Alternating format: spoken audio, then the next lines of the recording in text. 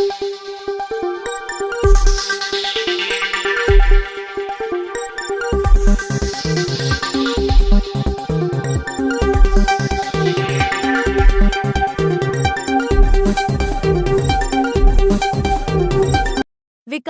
गौतमश्रम गंगाभेवा बावड़ी मंदिर विकासनगर इन दिनों एक विवाद का केंद्र बन गया है, जहां जातिवाद दुरुपयोग कर षड्यंत्र के तहत गंभीर आरोपों को लेकर मंदिर में महंत स्वामी जयानंद भारती की आज्ञा पर सेवा दे रहे कुछ सामाजिक कार्यकर्ता न्याय की गुहार लगा रहे हैं। गिरीश चंद्र डालाकोटी अध्यक्ष प्रतिष्ठा सेवा समिति ट्रस्ट, प्रवीण कुमार शर्मा प्रतिष्ठा सेवा समिति और विपिन पंवार ने प्रसिद्ध समाजसेवी और legal evidence planner Shiv Narayan Yadav से प्रार्थना की है कि वे इस प्रकरण में हस्तक्षेप करें और सच को उजागर करें।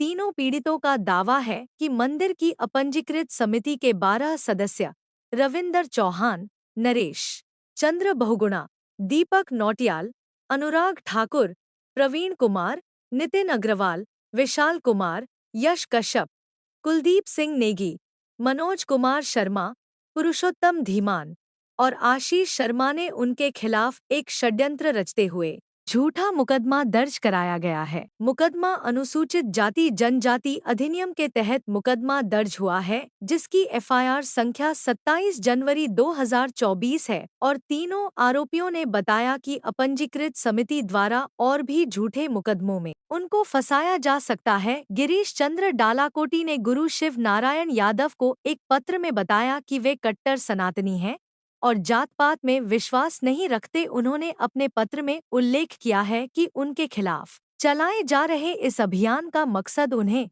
मानसिक और सामाजिक रूप से प्रताड़ित करना। साथ ही उन्होंने कहा कि इस षड्यंत्र का उद्देश्य मंदिर की संपत्तियों का दुरुपयोग करना और आयकर विभाग से दान की जानकारी छुपाना है। पत्र में उन्होंने गुरु शिव नारायण यादव से निवेदन किया है कि वे हरिद्वार आएं और तीनों पीड़ित उनके समक्ष गवाहों के साथ गंगा के पवित्र जल में खड़े होकर इस षड्यंत्र की सच्चाई को उजागर करेंगे और आप तीनों पीड़ितों के प्रति हो रहे अन्याय को समाप्त करने में उनकी मदद करे। गिरीश चंद्र डालाकोटी अध्यक्ष कुमार शर्मा और विपिन पंवार ने मांग की है कि पुलिस इस मामले में निष्पक्षता से जांच करे और दोषियों के खिलाफ कड़ी कार्रवाई करे। साथ ही उन्होंने रविंद्र चौहान, नरेश चंद्र बहुगुणा, मनोज कुमार शर्मा, पुरुषोत्तम धीमान, अनुराग ठाकुर आदि से 90 लाख रुपए की मानहानि के रूप में मांग की है, जिसे वे पर्यावरण संरक्षण के लिए खर्च करने का संकल्प ले चुके हैं।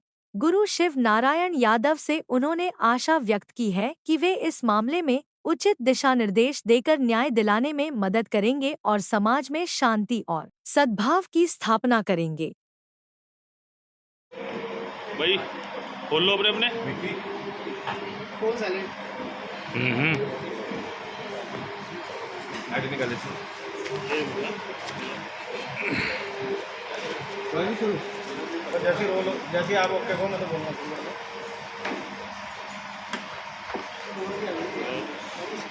चलो रोल। हाँ जी ओके भाई साहब, हाँ जी रोल।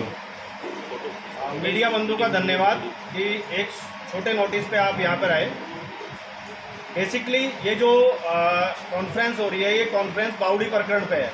बावड़ी प्रकरण आज की डेट में छाया हुआ है। कुछ लोगों को लगता है कि एक पक्ष हम गलत है, कुछ को लगता है दूसरा पक्ष गलत है, तीसरा पक्ष गलत है। मैं पहले ये क्लियर कर देना चाहता हूँ कि इसमें 3 पक्ष हैं।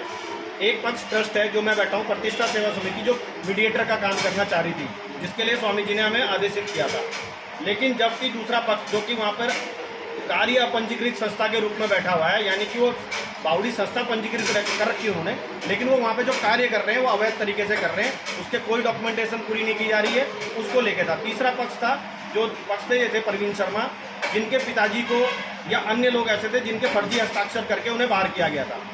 इसके अंदर आपने देखा होगा पूरा प्रकरण, आप सबको पता है कि क्या हुआ।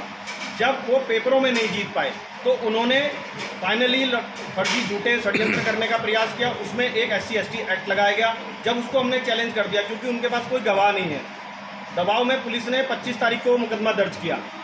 क्रॉस FIR हमारी भी थी। क्रॉस FIR में जब दर्ज किया गया, उसके अंदर पूरी डॉक्यूमेंटेशन दर्ज नहीं की गई है। जैसा आपको पहले भी पता है, जिस समय में ऑक्सीजन का लंगर चला रहे थे उस समय भी हम पे एक मुकदमा दर्ज किया था, जो कि आज स्वर्गीय हो गए हैं जेडी जैन जी, उनके द्वारा हमें एक नोटिस प्राप्त हुआ था। उसका जवाब शिवनारायण यादव जी की उससे कृपा से हमने दिया था। फाइनली जो ये इस तरह के षड्यंत्र कर रहे हैं, क्योंकि अभी बीच में हमारे हिमाचली समाज को भड़काने का प्रयास किया गया, कमरा इनके द्वारा अलोकेट किया गया, लेकिन दिखाया ये कि ट्रस्ट ने करा। हमने फाइनली वो मामला भी बहुत प्यार से रिजॉल्व कर दिया है। स्वामी जी लोग एक दूसरे कमरे में हमने बिठा दिए। उसके बाद एक और षड्यंत्र किया गया, भीमा वाले की हमारी कुछ महिलाएं हैं जो कि शायद जिनकी गोद बचपन में इनको खिला रखा है, वो जब वहाँ पे 10वें दिन स्नान के लिए गई, उनको गलत तरीके से कहा गया और इल्ज़ाम अगेन कि नई ट्रस्ट आई, उसके द्वारा ये आदेशित किया गया है। वो भी उन्होंने खुद सीओ साहब के यहाँ जाके कंप्लेन करी। हमने ना तो उसको हाईलाइट किया, ना हमने कुछ करने का प्रयास किया। उसके बाद एक षड्यंत्र के तहत अभी और हो रहा है। आज हमने कॉन्फ्रेंस की बात की, तो जो यहाँ पर व्यापारी हैं हमारे, आप उनसे कंफर्म कर सकते हैं, उनको फोन किया गया कि अगर कॉन्फ्रेंस हुई तो उस दौरान तोड़फोड़ हो जाएगी। तो सीधा सीधा मैं ये कहना चाह रहा हूँ कि ये लोग अब षड्यंत्रों की बात कर रहे हैं। देखिए, हम स्पष्टतया कह रहे हैं, आप हमारा पक्ष भी मत लीजिए, आप डॉक्यूमेंट चेक कीजिए। अगर हम गलत हैं तो हमारा साथ मत दीजिए, अगर वो गलत है तो उनका साथ मत दीजिए। यहाँ व्यापार मंडल भी सोचे, अगर एक व्यापारी भाई को सिर्फ इस बात के लिए धमकी मिलती है कि उसको अगर कॉन्फ्रेंस करने दी गई तो उसका होटल तोड़ दिया जाएगा। मैं पुलिस प्रशासन का धन्यवाद करता हूँ, वो यहाँ पर उपस्थित है। मुख्य भूमिका आपको ही पता है, ये जो झूठे आरोप हमारे पर लगाए गए, फाइनली क्योंकि ये षड्यंत्र कर रहे हैं और एक वकील है, हमारे को ये कहा गया था कि विकासनगर में इनको कोई वकील नहीं मिलेगा। ठीक है, हो सकता है उनकी बार काउंसिल का डिसीजन है, वो उन्होंने लिया नहीं लिया हमें नहीं पता, लेकिन हमारे पास सूचना आई। तो अगेन, जैसा कि मैं श्री शिवनारायण यादव जी के साथ जुड़ा हुआ हूँ, मैंने उनसे बात की।